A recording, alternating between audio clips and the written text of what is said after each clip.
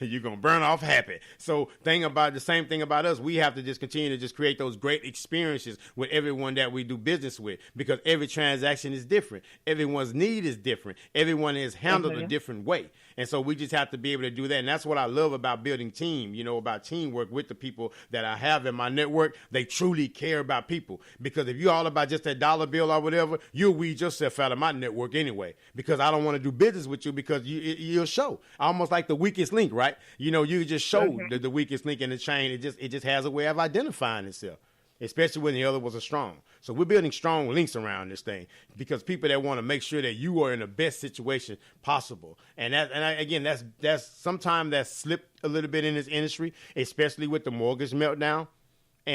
But I say that there's a lot of more people rising up that truly wants to help the consumers, because there's a lot of people in debt out here.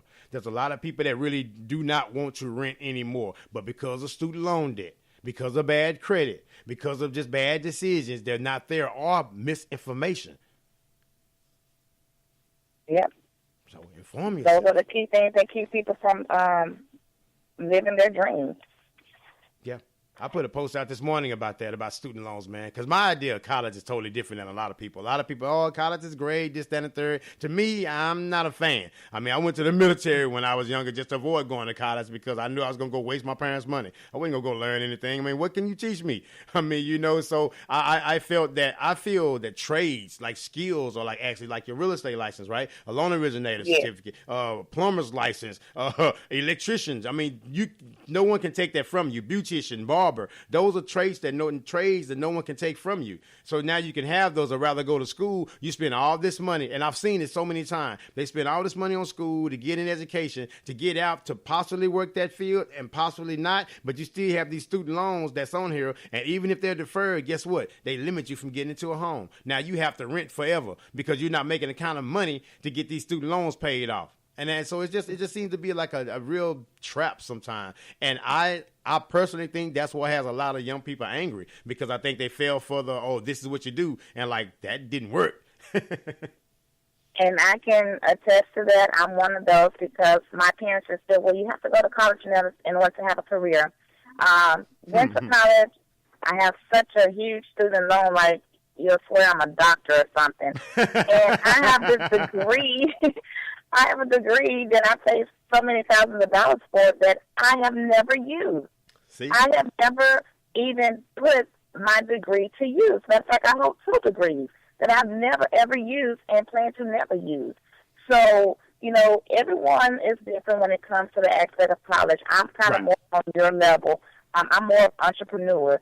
My nephew just graduated from high school, and he straight off the back said, I'm not going to college. College is not for me, because he sees his mother. She's an entrepreneur. She runs 2 daycare, and she's doing well for herself. And he sees the lifestyle of owning your own. He said, I don't want to work for anyone.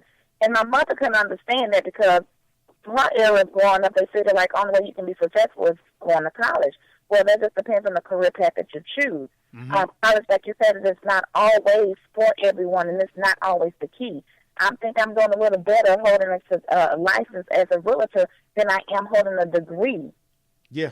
Business. And so, it all just depends on what you're looking to do in life. I'm true. not urging anyone. No, ma'am. If you're a doctor, then yes, you need to go to college in order to be a doctor. But if you want to run your own business, we may need to look at a different route then, because college may not be necessary. And even as a credit repair specialist, you can make a 6-figure income without even holding a certificate to be a credit repair specialist by running your own business. So, some things does not require a piece of paper. And you can still be successful in life and, make a great living.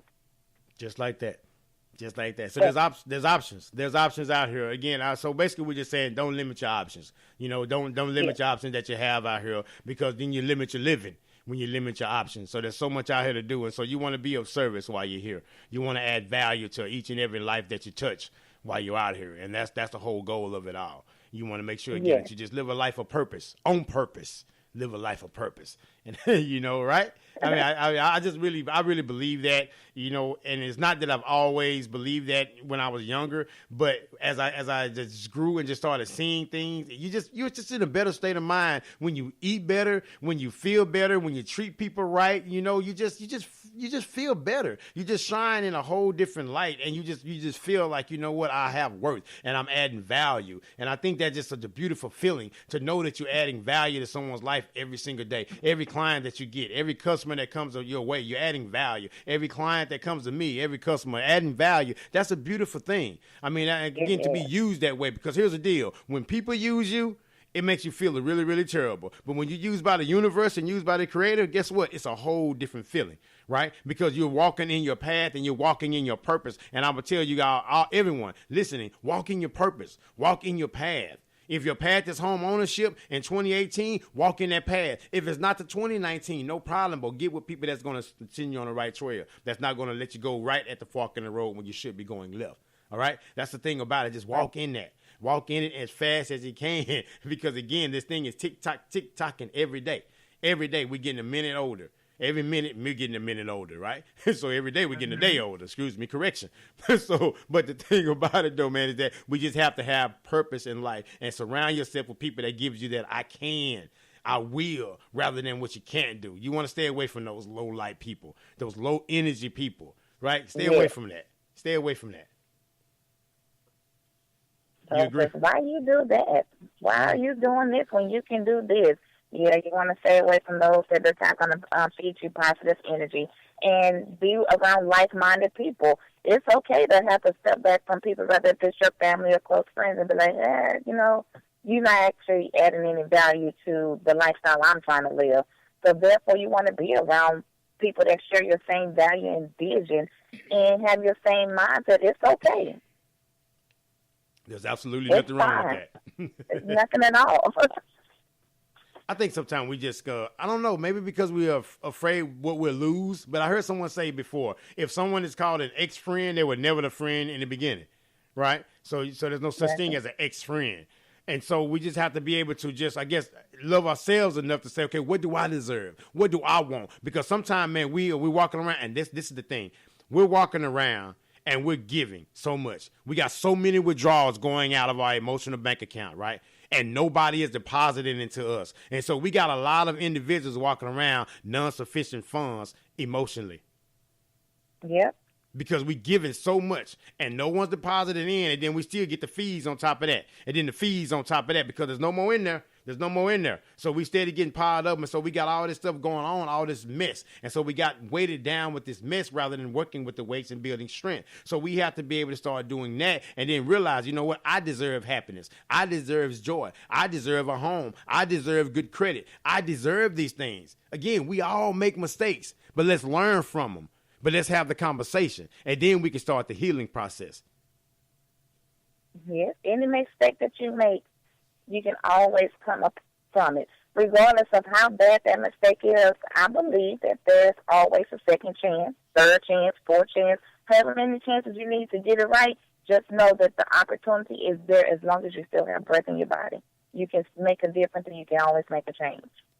Every single day. There's the New Year's is coming up. I know there's going to be people coming out saying they want New Year's resolutions and all that stuff. If you have a resolution of better credit, then go forth and do it. If you have a resolution of saving more money, go forth and do it. Because you know the average household doesn't have anything saved in their emergency fund account. So therefore, we really are at these jobs' mercy. And job is J-O-B, just over broke. That's what a job keeps you a lot of time. And I'm not dissing jobs because, again, I've had them my whole life. What I'm simply saying is that they will only limit you to what? Because you have no time but to do what that job says do. And then when you get off, you're so tired of doing what that job says do, you're not investing in yourself. And so when these people get rid of you at these jobs that you invested so much time into, now you're mad and angry. Are you mad and angry at the job, or you mad and angry at yourself because you spent no time investing in you, and now you got to start from scratch all over again because you spent no time investing in you? When will you take the time, make that a New Year's resolution to invest in yourself? Because don't you feel like you are a good investment? I bet on me 24/7. I bet on me every time because I know I'm a good investment. Because I know I'm a good investment in yourself. No better investment than yourself. Invest the time and the energy into a home if renting is something that you do not want to do anymore.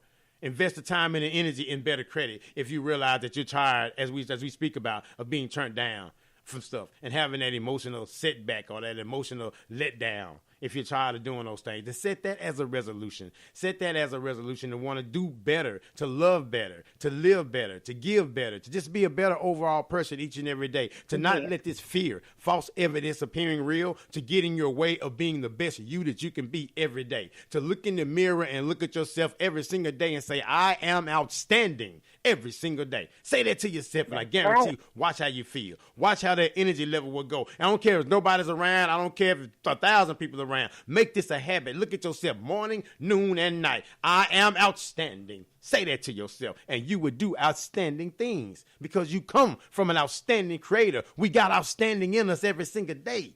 I'm sorry. I'm talking about let's get your home loan. Don't preach them, Shelton.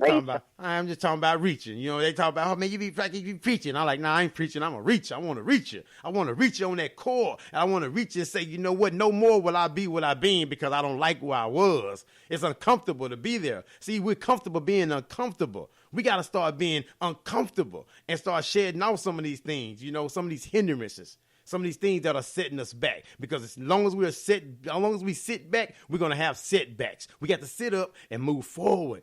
Keep on pushing, everybody. Keep moving forward and be the best version of you every single day. And again, align yourself with people that has your best interests at heart. This is not a sales pitch. This is not do business with me, or do business with LaTonya, or just do business with, no. This is all about put people around you that care about your best interests. That's all I can say. Whether it's us or whether it's anyone, just make sure you align yourself with those people that wants to make sure that you win in this thing called life every single day. And that's all this whole thing is about with me. With me, that's what it's about. It's a simple approach. That's all that matters. Yeah, that's it. I mean, that's it, though. I mean, it's just I think it just brings great joy in these things. You know, some of this. What was your biggest success story that you would have as far as your adventure as a realtor? What one of the biggest, like, oh my gosh, that was just a huge success story. Well, my success is not based on finances. My success story is more of, once again, the happiness from others. It was a young lady, a close friend of the family, that had been trying to purchase a home for many years. She went through, a lot of people said, well, you know what, it don't matter what your score is, I can get you approved, or I can do this, or I can do that. Mm-hmm. And she kind of went through those people for many, many years. And, you know, finally, she came to me, she's like, you know what? She said, you know, I know you're a realtor. I know what you can do. She's like, you know, I'm the type of person I just kind of like to keep my business separate from, you know, personal. I didn't want it to interfere with our personal relationship. And, you know, I, you know, gave her my spill of confidence story. You know, I'm going to always have your best interest at hand because of the personal relationship we have. You know, even if she was a stranger, I'm going to build a personal relationship with all my clients so that we can share the same vision. Mm-hmm. Long story short, she's going on 2 years in a home that she built from ground, raising her 2 children as a single mother, and she's happier than what she's ever been. And that just gave me complete joy. That's my best success story. It nearly always brings tears to my eyes when I talk about how happy my clients are to live their dream, not knowing that they can ever do something like that, and just seeing their smiles on their face and the joy that they're able to, you know, to have in their life. Isn't that awesome? Isn't that awesome? I just recently helped a young lady like that go into a situation. It's awesome because they're very grateful that someone is taking the time to see them. You know, I would say this to lenders, to mortgage originators, to realtors or whatever. Stop just judging people based upon their credit score, okay? That score got there for a reason. There's a story behind every score. There's a story behind every person. So don't just judge that person and say they're just a scum of the earth and treat them like that because they have a lower score. So know them and know their story, and then guess what? Connect with them in a way that you want to help them, and I guarantee there'll be some of the best advertisers that you'll ever have.